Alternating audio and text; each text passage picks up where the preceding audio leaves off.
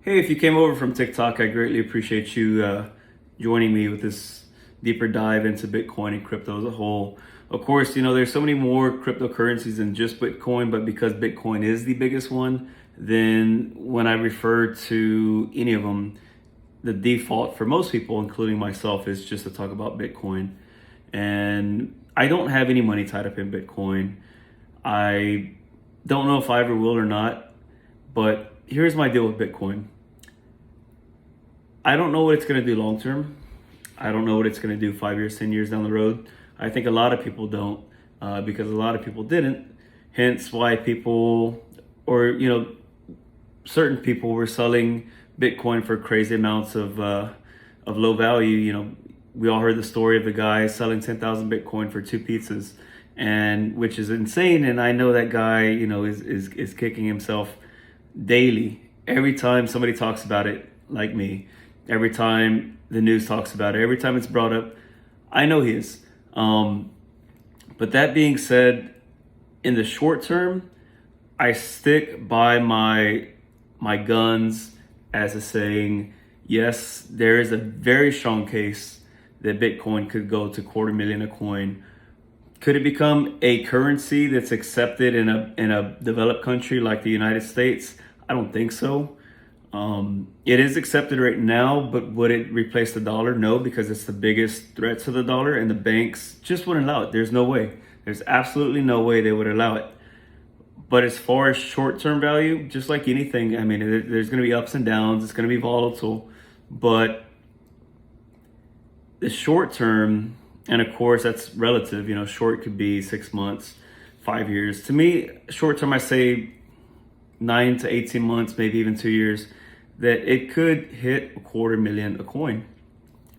The thing with crypto and Bitcoin kind of leads how the other cryptos move. So if Bitcoin drops, the other ones like to drop, and so on and so forth. I noticed right before they did drop to 40% back in May that Ethereum and everything Ethereum linked was opposite to Bitcoin.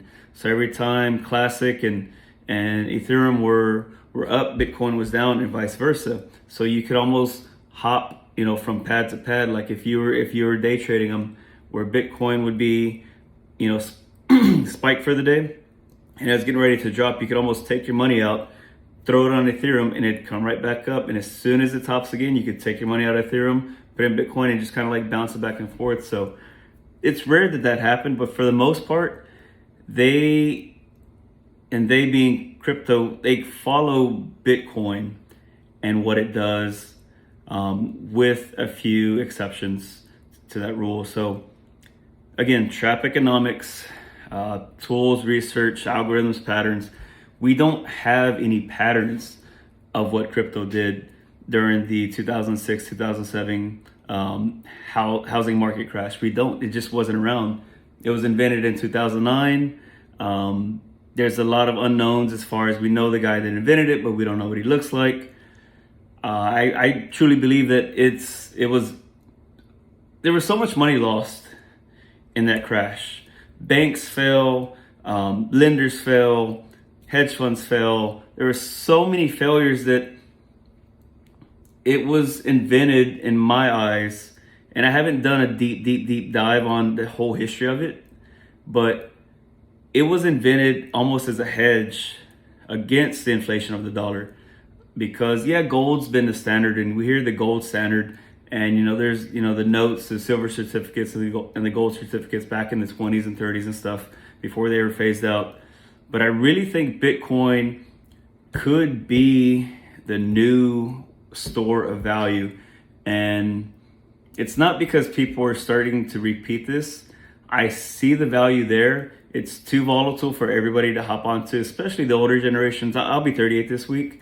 So I'm kind of like in that, there's my grandpa's era and my mom's era, and then there's like my daughter's era. So it's like I'm kind of in the middle. I see both, and I see that it could be a great store of value over time. It's one of those that you put your money in, or you put a little at a time, and you don't watch it. You don't sit there and watch it and stress over it, because over time, everybody knows like a good stock or anything is just going to keep going up. Of course, it's going to have its bumps in the road. It's not just a straight ascension to the top. It's going to kind of do that where it goes to the top.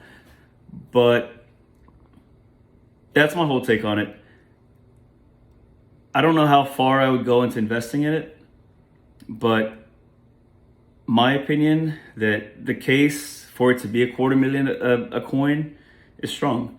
Because all it has to do is get back into the 60s, and once it breaks 65, once it breaks 65,000 a coin, it's gonna hit 100,000 a coin like that. I mean, it's gonna be instant. It's gonna be within weeks, if not months. So that's where it stands. You know, it's June 14th. I think crypto is a good store value. I think it could be the store value going forward. You know, with the generational switch and everything, but that's my 2 cents. That's what I think. So if you value my opinions, if you haven't already done so, please subscribe. I greatly appreciate it. That's my motivation for putting content out.